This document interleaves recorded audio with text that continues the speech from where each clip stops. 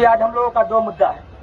एक तो वक्फ संशोधन काला कानून 2025 जो लाया गया उसके खिलाफ, दूसरा पहलगाम में जो आतंकी हमले में 28 लोग मारे गए हिंद देश के, उसके खिलाफ हम लोग उनको श्रद्धांजलि देते हुए उनके खिलाफ प्रोटेस्ट निकाला है।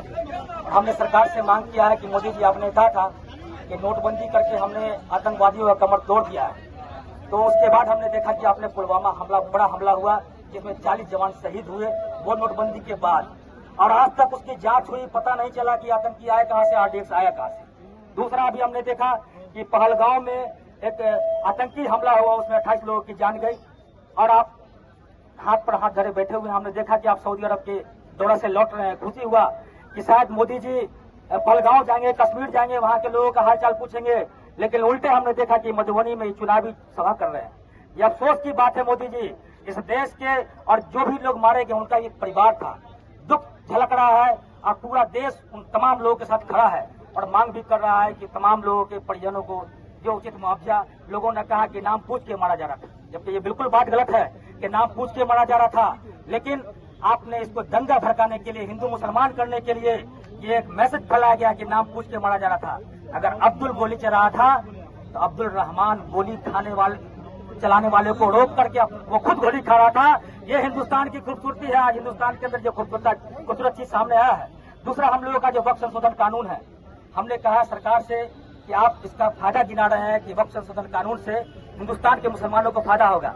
ये वही कानून है जो आपने किसानों को कहा था कि किसानों को फायदा कानून है, एनआरसी को कहा था कि मुसलमानों को फायदा कानून है, और आज फिर एक बार आपने कहा है कि जो वक्फ कानून है ये मुसलमानों के फायदा कानून है। मोदी जी, हमको फायदा आपसे नहीं चाहिए। हमारा जो वक्फ पहले कानून था, पहले वक्फ एक्ट था, जो कानून था उसको लागू रहने दीजिए। और आप पूरे देश के अंदर आपका मकसद एक ही है कि आपको वक्फ संपत्ति को कब्जा करके और अपने यार अडानी अंबानी को सौंपने का साजिश कर रहे हैं। लेकिन इस साजिश को यहाँ के अवाम हिंदू मुसलमान लड़के इस लड़ाई को लड़ेंगे और कभी इस पर आपको कामयाब नहीं होने देंगे। इसी सवाल पर आज हम लोगों का बहोनी चौक से प्रोटेस्ट निकलते हुए आज हम लोग ताजपुर प्रखंड मुख्यालय पहुंचे हैं, और हम मांग करते हैं सरकार से फिर एक बार दोबारा कि पूरे देश के अंदर शांति व्यवस्था कायम हो, पूरे देश में सुरक्षा की गारंटी हो। सुरक्षा की गारंटी किसकी है? राजनाथ जी आपकी है, तो भाई मोदी जी आपकी है, अमित शाह जी आपकी है। देश के अंदर आतंकवादी कुछ कैसे घुसा, सवाल आपसे होना चाहिए। आप उल्टे हिंदू मुसलमान कराना चाह रहे हैं देश के अंदर, ये नहीं चलेगा। यहाँ के लोग आप समझ गए हैं, 11 साल के अंदर में आपने सरकार चलाया है, पूरे देश के लोग मनमात है। तमाम लोग सड़क पर है, कभी किसान, कभी नौजवान, कभी मुसलमान, कभी दलित का महादलित, तमाम लोग को आपने सड़क पर लाकर खड़ा कर दिया है। इसलिए आपकी साजिश इस बार आप नहीं चलेगी, और ये जो काला कानून आपने लाया है, इस कानून को वापस लेना पड़ेगा। इन्हीं चंद शब्दों के साथ में बात बता देंगे। जी, आसिफ हुदा, इंदौर जिला अध्यक्ष, समस्तीपुर।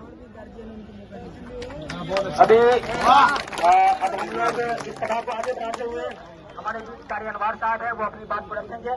कार्य अनवार